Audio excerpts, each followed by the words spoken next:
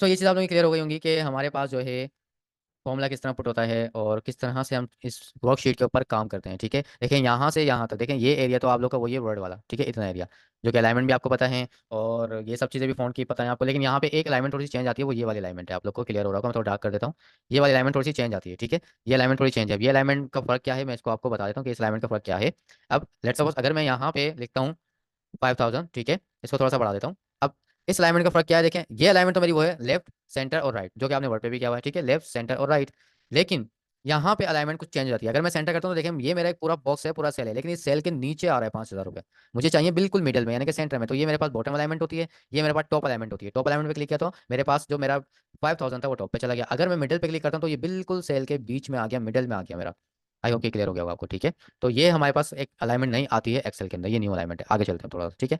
अब मैं इसको फिलहाल बंद कर रहा हूँ, हम नया काम स्टार्ट करते हैं एक्सेल को प्रॉपर तरीके से। ये लिखा हुआ है calculate by referencing cell 1 and cell 2, ठीक है। यहाँ पे कैलकुलेट करनी है, कैलकुलेट का क्या मतलब है, यहाँ पे है सेल 1, ठीक है, और यहाँ पे हमारे पास सेल 2, यहाँ पे दो सेल हमें दिए हुए हैं। यहाँ पे कहते हैं 19 + 7 इक्वल्स, ठीक है, कितने इक्वली कितने होते हैं, यानी कितने होते हैं। 19 + 7 को करेंगे तो हमारे पास इस जगह पे आंसर आना चाहिए, ठीक है।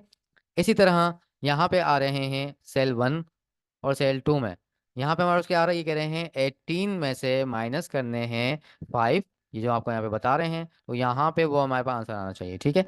अगर हम सही निकालेंगे अपना आंसर तो यहाँ पे लिखा हुआ आएगा करेक्ट, अदरवाइज लिखिएगा type your answer. Let suppose क्या, हम इसको भी करके देख लेते हैं, ठीक है। पहला मैं आपको करके दिखा देता हूँ कैसे। इज इक्वल टू मैंने प्रेस किया, प्रेस करने के बाद 19, ठीक है, +7, ये मैंने लिखा और इंटर किया। देखें ऑटोमेटिक यहाँ पे क्या लिखा हुआ आया, करेक्ट, ठीक है। सो ये था फंडामेंटल। यहाँ पे क्या क्या चीज़ें मांग रहे हैं हम इसको समझ लेते हैं। यहाँ पे मांगते हैं 19 + 7, ठीक है, यानी कि इसको इक्वल चाहिए इनको। यहाँ पे इनको चाहिए 18 में से 5 माइनस करके, तो आंसर इनको चाहिए।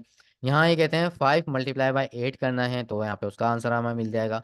यहाँ पे कहते हैं 144 डिवाइडेड बाय 12, यहाँ पे हमें ये आंसर मांग रहे हैं। यहाँ पे यानी कि पहले प्लस, फिर माइनस, फिर मल्टीप्लाई और फिर डिवाइड। तो ये प्रैक्टिस आप लोगों ने खुद करनी है, ठीक, ठीक है भाई। ये क्लियर हो रहा है आप लोगों को कि हमारा एक पहला का सबसे पहला असाइनमेंट, यानी कि सिर्फ और सिर्फ कैलकुलेशन है, नॉर्मल सा। असल में ये मैंने रखा हुआ, ये है मेरे पढ़ाने का तरीका, समझाने का तरीका इस तरह से यूँ होता है कि स्टूडेंट को बेसिक चीज़ बहुत स्ट्रॉन्ग होनी चाहिए। बेसिक आपकी स्ट्रॉन्ग होगी ना, आप आगे कहीं भी नहीं फंसोगे, ठीक है। तो इस वजह से मैं इस तरह के ये असाइनमेंट बनाता हूँ ताकि आप लोगों को कोई भी किसी भी तरह की प्रॉब्लम ना आए। सो ये थी कुछ चीज़ें, फंडामेंटल था ये जो कि मुझे आप लोगों को समझाना था, ठीक है। तो और आगे चलते हैं इसी चीज़ के बारे में। अच्छा, अब एक चीज़ को हमें वो समझना है, एक चीज़ को हमें क्या समझना है, वो भी मैं आप लोगों को क्लियर कर देता हूँ, ठीक है। ये क्या है, अच्छा अच्छा, ठीक है ठीक है। एक चीज मैं आप लोगों की अब और क्लियर करता हूँ, ठीक है। वो क्या चीज़ है, अब देखें यहाँ पे, इधर मैं आप लोग को दिखाऊं तो देखें यहाँ पे कुछ शीट्स लिखी हुई हैं, ठीक है, यानी कि लिखा हुआ शीट 1 एंड शीट 2। ये क्यों होते हैं, किस लिए होते हैं, मैं इसको आपको एक न्यू फाइल में लेके जाके इजीली समझाता हूँ, ठीक है। तो ये बेसिकली क्यों होती है, देखिए यहाँ पे लिखा हुआ है शीट 1, ये लिखा हुआ, ये शीट 1 लिखा हुआ है, उसी के साथ यहाँ पे आपको दिख रहा है एक प्लस का साइन। मीन्स के ये क्यों होती है, आप एक ही काम, यानी कि इस शीट पे कर लें जो भी काम है, एंड सेकंड जो भी काम है आपका वो दूसरी शीट पे कर लें, थर्ड जो आपका काम है वो तीसरी शीट पे कर लें। यानी कि आप एक ही फाइल में मल्टीपल काम कर सकते हैं। कैसे कर सकते हैं, यहाँ पे मैं प्लस पे क्लिक करूंगा तो मेरे पास शीट्स खुलती रहेंगी, ठीक है। ये मेरे पास देखें, मैं प्लस पे क्लिक कर रहा हूं तो मेरे पास शीट्स खुलती रहेंगी, यानी कि sheet 1, sheet 2, sheet 3, sheet 4, 5 and 6। यहाँ पे आप इजीली काम मल्टीपल तरह से कर सकते हैं, यानी कि एक ही फाइल में आप 10 तरह के काम कर सकते हैं। तो ये शीट कुछ इस वजह से दी हुई होती है कि यहाँ पे आप मल्टीपल काम कर सकें।